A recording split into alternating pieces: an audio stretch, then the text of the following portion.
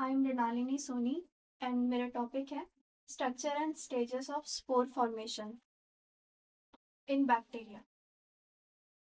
तो spores actually में bacteria में प्रेजेंट ऐसे स्ट्रक्चर्स होते हैं जो ये अनफेवरेबल कंडीशन में बनाते हैं।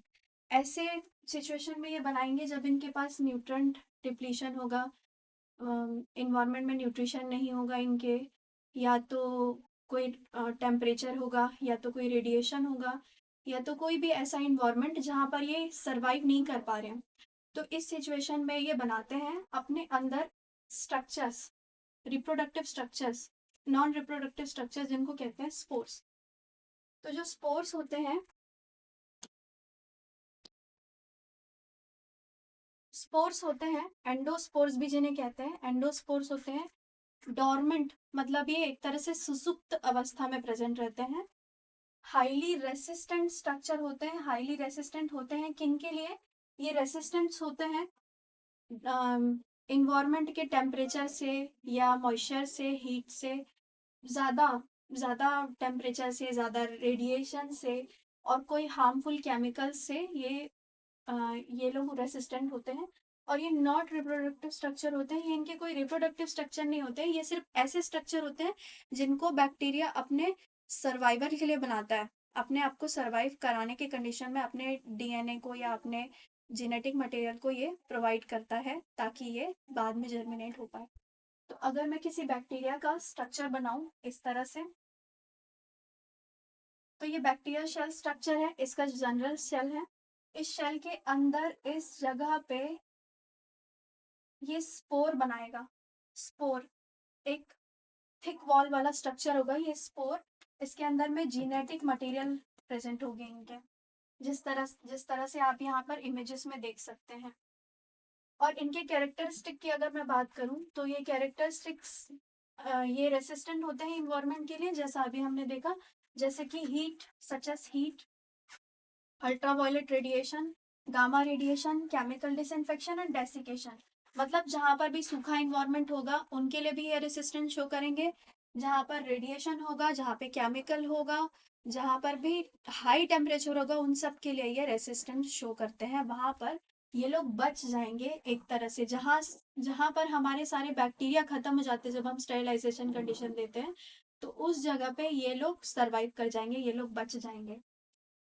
तो सम एंडोस्पोर्स हैव रिमेन वायबल, मतलब ये बहुत सारे ईयर तक सरवाइव कर सकते हैं। जैसे कि हम जानते हैं बैसिलस एंथ्रेसिस के जो स्पोर्स रहते हैं, डिटेक्ट हुआ है कि ये थाउजेंड्स ऑफ ईयर पुराने भी हैं, और अगर उनको जर्मिनेशन वाले कंडीशन मिलते हैं तो वो वापस नया वही वाला बैक्टीरिया बना पाते हैं। और ये मेटाबॉलिकली इनएक्टिव होते हैं, मतलब जो नॉर्मल जो फिजियोलॉजी होती है, जो भी हमारे मेटाबॉलिक पाथवे होते हैं, ये इन स्पोर्स के अंदर प्रेजेंट नहीं होते, क्योंकि इन स्पोर्स में केवल जेनेटिक मटेरियल होता है उनको फर्दर अपना प्रोजेनी डेवलप करने के लिए, लेकिन इनके अंदर कोई भी मेटाबॉलिज्म के एंजाइम्स प्रेजेंट नहीं होते जिन एंजाइम्स को यूज करके ये मेटाबॉलिज्म कर पाए, इसलिए ये मेटाबॉलिकली इनएक्टिव होते हैं। और इनका ये कैरेक्टरिस्टिक होने की वजह से ये बहुत सारा इंपॉर्टेंट फीचर्स शो करते हैं, इंडस्ट्रियली हो या फार्मास्यूटिकल इंडस्ट्री हो, मेडिकल हो, इन सब में ये इंपॉर्टेंट रोल प्ले करते हैं। Then endospores often survive boiling. ये एंडोस्पोर्स जो होते हैं, जैसे कि हम अभी देख रहे हैं, ये रेसिस्टेंट होते हैं स्पोर्स के रेडिएशन के।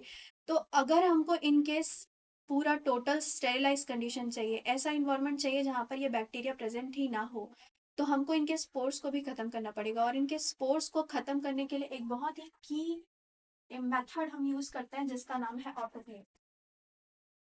ऑटोक्लेव हम सभी जानते हैं कि ऑटोक्लेविंग जो है वो 121 डिग्री टेम्परेचर पर, डिग्री सेल्सियस टेम्परेचर पर 15 मिनट्स के लिए हम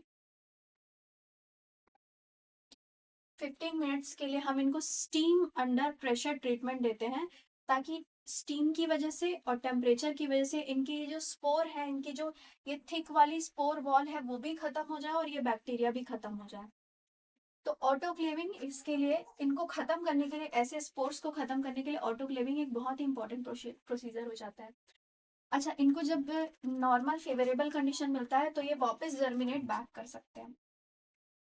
they can germinate back into new progeny, जब इनको मिलेगा इनका फेवरेबल कंडीशन मतलब optimum temperature, optimum pH, optimum इनका प्रॉपर न्यूट्रिशन, जितना भी इनको मिलेगा तो ये लोग वापस से जर्मिनेट कर पाएंगे। Then next staining. अब ये हमको पता कैसे चलेगा कि ये जो स्पोर्स है, ये स्पोर्स हैं वो बैक्टीरिया में प्रेजेंट होते हैं, ये स्पोर्स बैक्टीरिया में प्रेजेंट होते हैं, ये हमको पता ऐसे चला कि हमने इनको स्टेन करके देखा अलग अलग मेथड से। तो स्टेन करने से हमको दिखता है एक जनरल स्ट्रक्चर। अगर मैं बनाऊं तो जनरल स्ट्रक्चर, जब हम इनको स्टेन करते हैं तो इनका ये अगर कोई एक माइक्रोस्कोपिक बैकग्राउंड है, मतलब माइक्रोस्कोप के अंदर अगर हम देख रहे हैं तो ये बैकग्राउंड है, तो हमको ये बैक्टीरिया कुछ इस तरह से दिखाई देंगे और इनके जो स्पोर है वो दिखाई देंगे, और इनका सारा ये इन्वायरमेंट पूरा स्टेन हो जाएगा, पूरी तरह से स्टेन हो जाएगा, और सिर्फ इनके स्पोर्स हमको दिखाई देंगे। तो इस स्टेनिंग के लिए, इनकी स्टेनिंग के लिए हम क्या यूज कर सकते हैं? सिंपल स्टेनिंग, जैसे कि एंडोस्पोर्स, इनके लिए हम लोग मिथिलीन ब्लू का भी यूज कर सकते हैं, मिथिलीन ब्लू का भी यूज कर सकते हैं। और स्टैंडर्ड स्टेनिंग टेक्निक के लिए स्कैफर फल्टन मेथड यूज कर सकते हैं, जिसमें यूज किया जाता है मेलाकाइट ग्रीन, स्टीम और सेफरनिन। ये थोड़ा सिमिलर होता है एसिड फास्ट स्टेनिंग जैसा, जो भी एसिड फास्ट स्टेनिंग भी थोड़ा कॉम्प्लेक्स शेल वॉल के लिए जैसे किया जाता था, वैसे ही एसिड फास्ट स्टेनिंग की तरह ही होता है ये Schaeffer Fulton method of staining, endospore को स्टेन करने के लिए, देखने के लिए।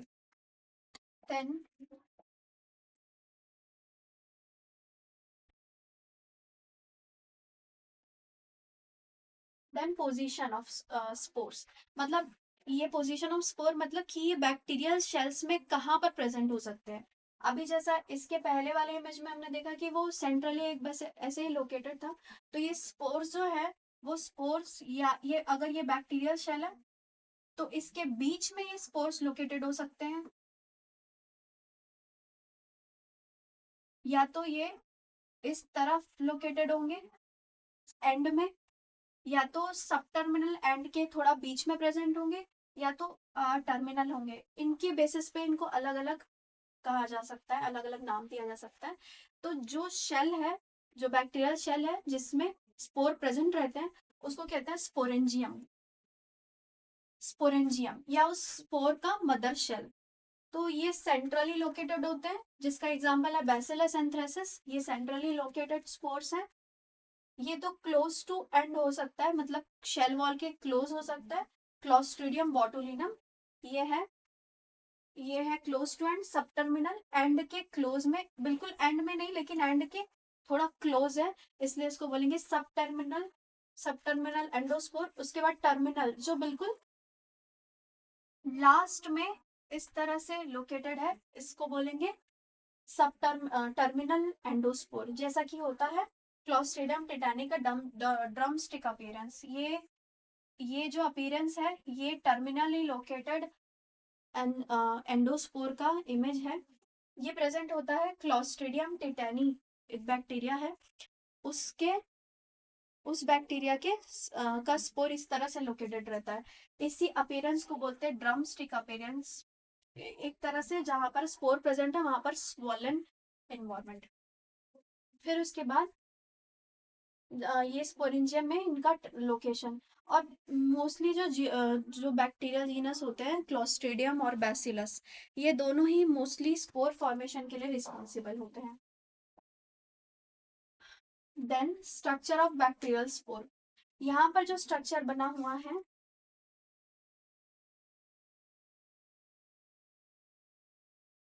ये जो बना हुआ है, ये इस बैक्टीरिया का, मतलब ये एंडोस्पोर का स्ट्रक्चर है। एक इलेक्ट्रॉन माइक्रोग्राफ है ये, जो प्रेजेंट कर रहा है इस शेल के, बैक्टीरियल शेल में प्रेजेंट एंडोस्पोर। तो इसको अगर ध्यान से देखा जाए तो ये इसमें मल्टीपल लेयर होते हैं, क्योंकि अभी हम शुरू से बात करें कि ये रेसिस्टेंस होते हैं इन्वायरमेंटल टेम्परेचर के लिए, हीट टेम्परेचर के लिए, या पीएच के लिए, या केमिकल के लिए। तो ये ऑब्वियसली इसमें बहुत सारे मल्टीपल लेयर रहते हैं। जैसे शेल वॉल, हमारी cell wall peptidoglycan, plasma membrane, ये सब चीजें प्रेजेंट रहती हैं और उसको एक प्रोटेक्शन प्रोवाइड कराती है। वैसे स्पोर्स को भी प्रोटेक्शन प्रोवाइड करने के लिए इनमें प्रेजेंट होता है ये शेल। ये पूरा इनका मल्टीपल लेयर का एक कोट जैसा स्ट्रक्चर कह सकते हैं, जिसमें सबसे पहला होता है एक्सोस्पोरियम। इस तरह से एक्सोस्पोरियम को हम देख सकते हैं, ये एक्सोस्पोरियम बना रहा है फर्स्ट। सेकंड होता है spore coat, second spore coat. Third होगा कॉर्टेक्स, ये वाला है हमारा स्पोर कोट, और ये कॉर्टेक्स थर्ड लेयर। कॉर्टेक्स बीच वाली लेयर, कॉर्टेक्स भी फिर इनर कॉर्टेक्स और आउटर कॉर्टेक्स में डिवाइडेड रहती है। फिर कोर वॉल, कोर के कोर के बाहर, मतलब ऐसी वॉल जो कोर को, अंदर वाले मटेरियल को कवर कर रही है, उसको कहेंगे कोर वॉल। तो ये फोर्थ नंबर कोर वॉल। तो ये एक्सोस्पोरियम सराउंड करता है स्पोर्स को, थिन और डेलिकेट लेयर होता है। स्पोर कोट होता है, स्पोर कोट इस वाली इमेज में भी आप देख सकते हैं, यहाँ पर आउटर कोट है और इधर इनर कोर, कोर, यहाँ पर इनर मेम्ब्रेन है कोर का। ये एक्सोस्पोरियम है, ये वाली लेयर। एक्सोस्पोरियम के बाद आउटर कोट है, ये वाला आउटर कोट। ये ऑरेंज कलर का दिख रहा है इनर कोट, ये ऑरेंज वाला इनर कोट है। तो एक्सोस्पोरियम, आउटर कोट, इनर कोट, इसके जस्ट बाद प्रेजेंट होता है ये वाला लेयर, थोड़ा थिक लेयर, जिसको कहते हैं कॉर्टेक्स। और कॉर्टेक्स के जस्ट अंदर प्रेजेंट रहेगा कोर वॉल, कोर वॉल। तो ये इसमें इसके बाद प्रेजेंट होगा मेम्ब्रेन, कोर वॉल के और अंदर प्रेजेंट होगा मेम्ब्रेन। और कोर वॉल के मेम्ब्रेन के अंदर प्रेजेंट होंगे हमारे सभी जीनेटिक मटेरियल को, शेल जीनोम, जितने भी जेनेटिक मटेरियल है, राइबोसोम है, डाइपिकोलिनिक एसिड है, ये सारे प्रेजेंट होंगे। मतलब ये मल्टीपल लेयर है, exosporium, spore coat, outer coat, inner coat, फिर कॉर्टेक्स, कॉर्टेक्स के बाद स्पोर शेल वॉल, जो बेसिक स्पोर है उसकी शेल वॉल, उसके बाद कोर, जहां पर हमारा मेन जेनेटिक मटेरियल को अच्छे से स्टोर करके रखा गया है। तो जो स्पोर कोट है वो इम्परमेबल होती है बहुत सारे टॉक्सिक मॉलिक्यूल्स के लिए, और यही रिस्पॉन्सिबल होती है स्पोर के रेसिस्टेंस होने के लिए केमिकल से और एंजाइम से, या किसी भी तरह के हीट ट्रीटमेंट के से रेसिस्टेंट होने के लिए ये रिस्पॉन्सिबल होती है स्पोर कोट। उसके साथ ही साथ कॉर्टेक्स, कॉर्टेक्स भी है, जिसमें थोड़े अमाउंट में पेप्टाइडोग्लाइकन प्रेजेंट होता है, जो इसको एक और तरीके से प्रोटेक्शन प्रोवाइड करता है। Core wall, core wall surround करता है अंदर के शेल, कोर के अंदर प्रेजेंट प्रोटोप्लास्ट को। और कोर, कोर में एक बहुत ही इंपॉर्टेंट कंपोनेंट प्रेजेंट होता है जिसका नाम है डाइपिकोलिनिक एसिड। उसके साथ साथ कोर में प्रेजेंट होंगे बहुत सारे मेटाबॉलिकली इनएक्टिव स्पोर के ड्राइवेट और डाइपिकोलिनिक एसिड, कैल्शियम आयंस और न्यूक्लिक एसिड, यहाँ पर इसका न्यूक्लियोइड है, राइबोसोम्स है, ये सभी चीजें प्रेजेंट होंगी। तो यहाँ पर ये डाइपिकोलिनिक एसिड,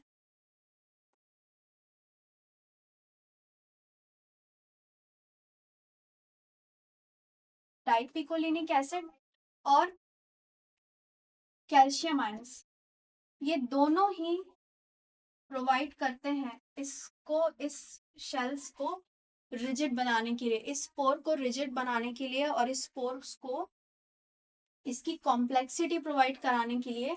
ये बहुत ही इंपॉर्टेंट कंपोनेंट है डाइपिकोलिनिक एसिड और कैल्शियम आयंस। ये दोनों मिलकर ही इसको रेडिएशन के लिए रेसिस्टेंट बनाते हैं, इसको टेम्परेचर के लिए रेसिस्टेंट बनाते हैं, इसको पीएच के लिए रेसिस्टेंस बनाते हैं। तो ये पूरा इनके स्ट्रक्चर के बारे में। और एंडोस्पोर फॉर्मेशन, अब ये जो स्पोर्स हैं, ये स्पोर्स का फॉर्मेशन कैसे होता है अगर हम देखें, तो स्पोर का फॉर्मेशन इस तरह से देख सकते हैं इन डायग्राम्स के हेल्प से। तो शेल डिवीजन जब होता है, तो शेल डिवीजन के टाइम पे ही जब शेल डिवाइड हो रही होती है तो उस टाइम पे एक्सियल फिलामेंट का फॉर्मेशन होता है। I am so sorry.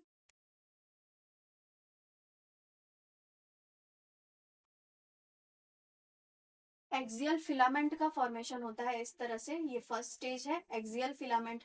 ये एक्सियल फिलामेंट का फॉर्मेशन हुआ है और ये एक्सियल फिलामेंट बनती है प्लाज्मा मेम्ब्रेन से। प्लाज्मा मेम्ब्रेन के इनवेजिनेट होने से बन रही है और डीएनए को ये सेपरेट कर रही है। सेकेंड स्टेज में होता है septum formation and four spore development. ये ये जो इन्वेजिनेशंस है, ये इन्वेजिनेशंस आगे बढ़ करके सेप्टा बना देंगे, मतलब दोनों को बीच से डिवाइड कर देंगे। फिर सेप्टा बनाने के बाद ये जो इस तरह से स्ट्रक्चर बना है, ये फोर स्पोर है जो आगे चल के स्पोर बनाएगा। फिर ये फोर स्पोर को ये जो स्पोरेंजियम मदर शेल है उसका प्लाज्मा मेम्ब्रेन इस तरह से कवर कर देगा, जैसा कि इस इमेज में देख सकते हैं। ये फोर स्पोर है।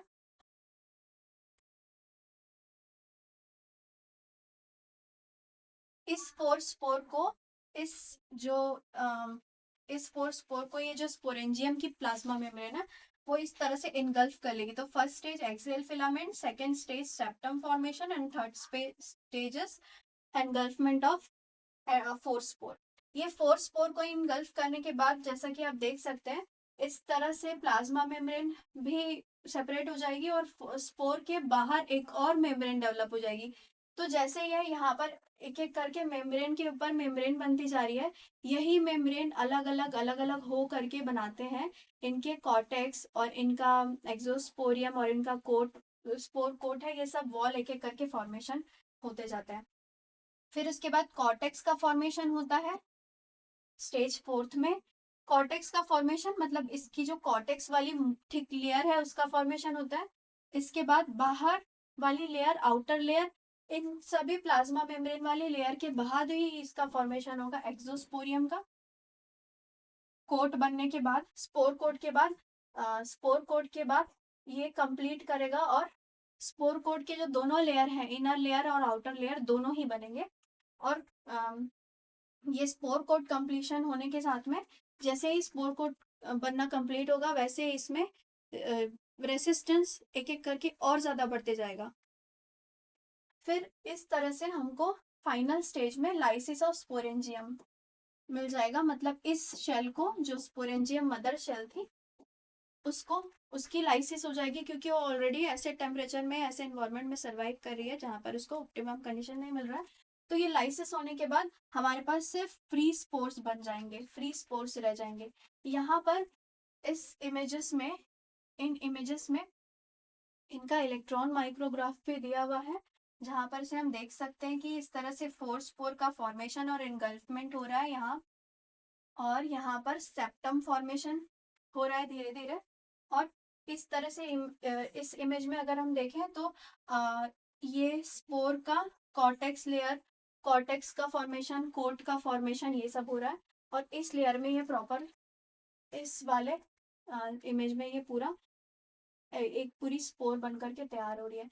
तो इस पूरे स्ट्रक्चर को हम बोलेंगे स्पोरुलेशन या स्पोर का formation. Then next, germination of spore. तो ये इतने बनने के बाद डोरमेंट स्टेज में रहते हैं, मतलब सुसुप्त अवस्था में रहते हैं जब तक इनको ऐसा इन्वायरमेंट ना मिल जाए जहां पर ये इनको न्यूट्रेंट मिले या इनको ऑप्टिमम पीएच मिले या इनको वैसा न्यूट्रिशनल रिक्वायरमेंट जो इनका फुलफिल हो। तो जैसे ही उनको ये कंडीशन मिलता है तो ये जर्मिनेट करते हैं। जर्मिनेट करते हैं मतलब अपने ये जो वॉल्स हैं, ये स्पोर वॉल है, ये जो इनके वॉल है, इस वॉल से ये बाहर आएंगे।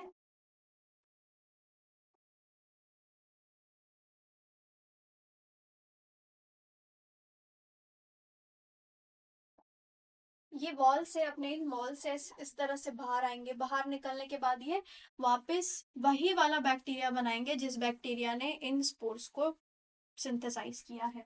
तो जर्मिनेशन के भी थ्री स्टेजेस है। एक्टिवेशन, एक्टिवेशन ऐसा प्रोसेस है जिसमें सेंस करता है ये स्पोर अपने आसपास प्रेजेंट न्यूट्रिशन और पीएच और अपने जो भी जितने भी रिक्वायरमेंट्स हैं उन सबको सेंस करके ये अपने आप को एक्टिवेट करता है। जैसे कि जनरल हीटिंग, ज़्यादा नहीं, ऑप्टिमम जितना हीटिंग का रिक्वायरमेंट रहता है उतना हीटिंग को ये सेंस करेगा और अपने आप को, अपने अंदर जो भी थोड़े एंजाइम्स प्रेजेंट रहेंगे उन सबको एक्टिवेट करेगा कि अब जर्मिनेशन वाली स्टेज आने वाली है।